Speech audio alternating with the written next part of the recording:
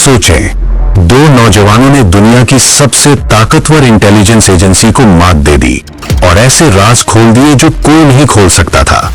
अक्टूबर 2015, CIA headquarter Virginia.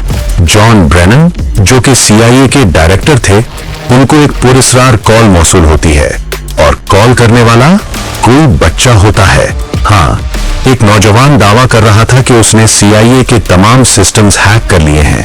शुरू में ये एक प्रैंक लग सकता था, लेकिन ये फोन दुनिया की सबसे ताकतवर एजेंसी के सरबराह के नंबर पर आया था। ये कहानी है उन दो कम उम्र हैकर्स की जिन्होंने अमेरिका जैसी सुपर पावर को डिजिटल दुनिया में हिलाकर रख दिया।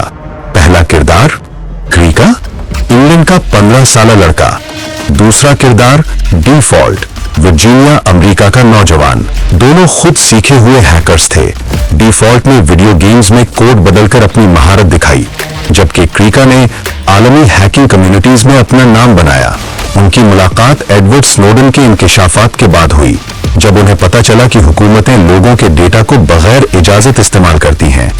इसी ने उन दोनों को CIA के सिस्टम्स में कमजोरी तलाश करने की तहरीक दी। उनका पहला हदफ CIA के डायरेक्टर जॉन ब्रेनन। क्रीका ने सोशल इंजीनियरिंग का इस्तेमाल किया और जॉन के जाती डेटा तक रसाई हासिल कर ली, ईमेल, बैकअप नंबर और हसास डॉक्यूमेंट्स।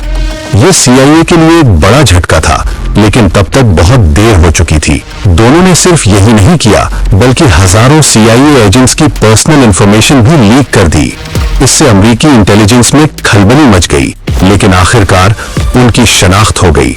दोनों गिरफ्तार कर लिए गए, लेकिन उनके काम ने दुनिया में प्राइवेसी, हुकूमती निगरानी और नौजवान दिमागों की ताकत के बारे में नई बहस छेड़ दी।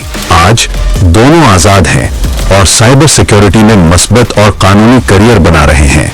आप क्या समझते हैं, ये नौजवान हीरोज थे या खतरनाक हैकर्स?